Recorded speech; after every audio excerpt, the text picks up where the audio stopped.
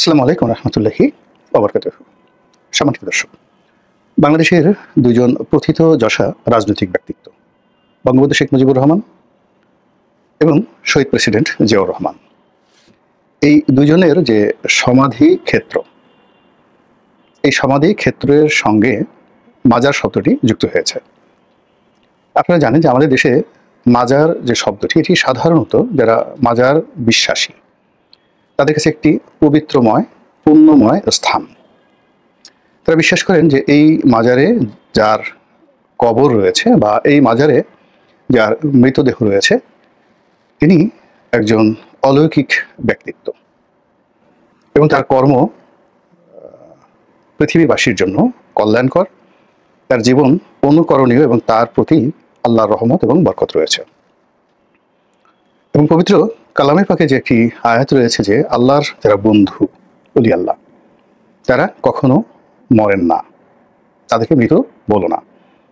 তো এই আলোকে অনেক পীর দরবেশ ওলি আউলিয়া গাউস কুতুব থেকে শুরু করে সাহাবা একরাম তাদের যে কবরস্থান, এটিকে আমাদের ধর্মবিশ্বাসী এক ধরনের মানুষ অত্যন্ত সমীহের চোখে দেখে। এদেরকে বলা হয় আহলে সুন্নাত ওয়াল জামাতপন্থী।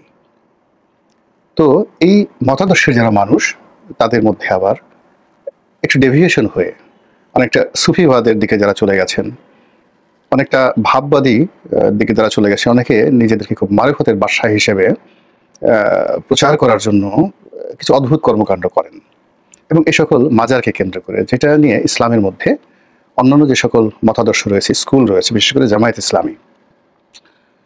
তো জামায়াত ইসলামীর যে মদুতিবাদ বা ওহাবিবাদ, তারা এই মাজারবাদকে পরিপূর্ণভাবে ঘৃণা করে, এটাকে শিরক মনে করে।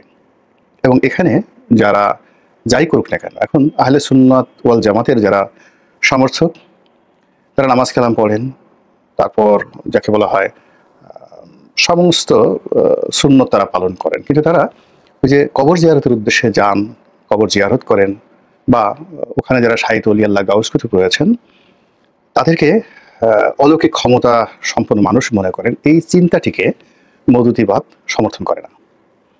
তো মওদুদিবাদ, জামাত বা ওহাবিবাদ, এটা কিন্তু আরও প্রাচীন যুগ থেকে, মানে সেই যে আব্বাসীয় খলিফাদের যুগ থেকে কিন্তু এটা চলে আসছে। এই স্কুলটা, এই মতবাদটা চলে আসছে।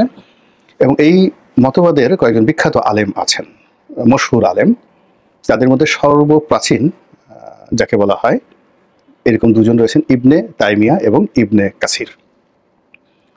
আপনারা হয়তো অনেকে ইবনে তাইমিয়ার নাম শুনেছেন, কিন্তু তার যে লিটারেচার, এটা হয়তো অনেকে জানেন না বা পড়েন না।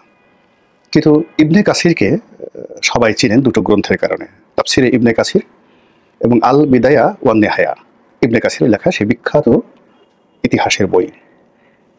তো সেই যে ইবনে তাইমিয়া, তারপরে ইবনে কাসির, এরকম অসংখ্য যারা স্কলার, চিন্তাবিদ, দার্শনিক, সেই দর্শন শাস্ত্রটি মূলত ওহাবিবাদে চলে এসেছে।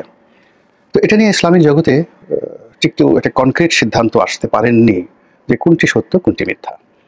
কিন্তু যেটি হলো যে আবু ওহাব নজদি, সেই আবু ওহাব নজদি নজদ প্রদেশে যিনি ধর্মগুরু ছিলেন, তার সঙ্গে এখন যে সৌদি আরবের বর্তমান রাজবংশ, এদের পূর্বপুরুষ যারা নজদ এবং হাইল, এই দুটো এলাকা যাদের রাজত্ব ছিল, এবং এই দুটো এলাকাতে এদের পূর্বপুরুষ সপ্তদশ শতাব্দীতে, মানে নবাব সিরাজউদ্দৌলার ওই সময়টিতে, সমসাময়িক কালে তারা যখন রাজত্ব করতেন, তখন এই দুই পরিবারের মধ্যে একটা বিবাহ বন্ধন হয়, অর্থাৎ ইবনে সৌদ পরিবার এবং আবু ওহাব নজদ, এই দুই পরিবারের মধ্যে। এবং এই দুই পরিবারের সম্মিলিত শক্তির কারণে তাদের যে রাষ্ট্র ক্ষমতা, সেই রাষ্ট্র ক্ষমতা যেটা ছিল নজদে, আজকে রিয়াদ যে অঞ্চল, এলাকাটা, এটা তারা ছড়িয়ে পড়ে পার্শ্ববর্তী আরেকটি খুব গুরুত্বপূর্ণ এলাকা, যেটি হাইল, এটা শাসন করত আব্দুর রশিদ দস্তাম, এই পরিবারটি। তো যাই হোক, এই পরিবারের পূর্বপুরুষ শাসন করত, সেই এলাকাটাও দখল হয়ে যায়। এবং তারা এই যে ওহাবি মতবাদটা ওই সময়টিতেই সমস্ত আরব পেনিনসুলার, মানে সেই আজকে যে সৌদি আরবের যে যে এলাকাতে তখন খুব গ্র্যান্ড এলাকা ছিল, যেমন মক্কা, মদিনা, তারপরে ইরাক, কুফা, এই সমস্ত এলাকাতে এই মতবাদটা ভীষণ রকম আলোড়ন তৈরি করে। এবং ওই সময়টাতে আরবের তো একটা প্রাচীন পদ্ধতি ছিল, তারা মূর্তি পূজা করতো, গাছ পূজা করতো, পাথর পূজা করতো, এবং ওই যে তাদের যে মনোবৃত্তি, এটা আসলে শিরকের একটা পর্যায়ে চলে গিয়েছিল। তারা যে কোনো গাছের নিকট, কবরের নিকট মসজিদ রেখে কান্নাকাটি করতো, এবং এটা হযরত আলীর জামানাতে এটা এত বেশি হয়ে পড়েছিল যে হযরত আলীও তার অনেক, যে তার নাহাজাল বালাগা সেই বইতে আপনি দেখবেন যে সেখানে তিনি খুব নিরপেক্ষভাবে বলেছেন যে তোমরা এখানে বসে কাজ করছো কেন, তোমরা মসজিদ ছিল না, ওখানে গিয়ে আল্লাহর কাছে নামাজ পড়ে দোয়া করো।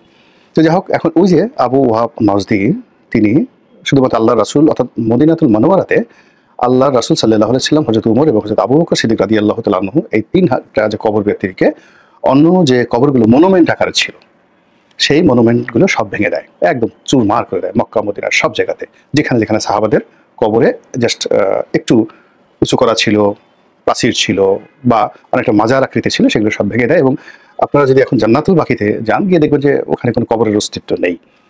এখানে অসংখ্য সাহাবীদের কবর রয়েছে। একইভাবে মক্কাতে যদি আসেন, ওখানে ঠিক একই অবস্থা দেখতে পাবেন।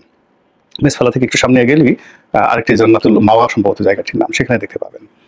তো এই কাজটি সৌদি আরবে চলেছে দীর্ঘদিন ধরে, এখনো চলছে, যেহেতু ওখানে ওই মতাদর্শের সরকার প্রতিষ্ঠিত আছে। তো সেই কারণে জামাতের যারা মতাদর্শ, তারা এইটাকে, মাজারটিকে একটি পুজো হিসেবে মনে করে, এই মতাদর্শ। এটা হলো একটা ঘটনা। তো সেই দিক থেকে বাংলাদেশে জিয়াউর রহমান সাহেবের যে সমাধিসৌধ, কিংবা যাকে বলা হয় বঙ্গবন্ধুর যে সমাধিসৌধ, এটার সঙ্গে যখন মাজার শব্দটি চলে এসেছে, এটার একটা ধর্মীয় ন্যারেটিভ দাঁড়িয়ে গেছে জামাতের নিকট। এই গেল একটা সমস্যা। দ্বিতীয়ত হলো একটা রাজনৈতিক সমস্যাও আছে। এই দুটো কবরকে কেন্দ্র করে দুটো রাজনৈতিক দল যেভাবে তাদের নেতাকর্মীদেরকে ইউনাইটেড রাখে, নিয়মিত এখানে যেভাবে যাতায়াত করে, এটাকে সেলিব্রেট করে যেভাবে, ওভাবে আসলে অন্য কোনো রাজনৈতিক দলের নেতাদের ওইরকম সেলিব্রেট করার মতো সংগঠনও নেই, আর ওইরকম মাজারও নেই। যেমন আমাদের জাতীয় চার নেতার মাজার বলা হয় যেটিকে, অর্থাৎ এই যে আমাদের ঢাকা বিশ্ববিদ্যালয়ে যেটা মাজার আছে, সেখানে খাজা নাজিমুদ্দিন, শেরেবাংলা একে ফজলুল হক, তো ওনাদের কবর রয়েছে, ওটাকেও মাজার বলা হয়। কিন্তু ওখানে তাদের সংগঠন না থাকার কারণে ওটা সেলিব্রেশনের পর্যায়ে পড়ে না, ওটা একটা মনুমেন্ট, জাস্ট একটা মনুমেন্ট। ওটা নিয়ে কারো কোনো মাথা ব্যথা নেই। কিন্তু জিয়াউর রহমান সাহেবের যেহেতু একটা সংগঠন আছে, বঙ্গবন্ধুর যেহেতু একটা সংগঠন আছে, এই জন্য এটা একটা রাজনৈতিক গুরুত্ব তাদের প্রতিপক্ষের নিকট অনেক অনেক বেশি।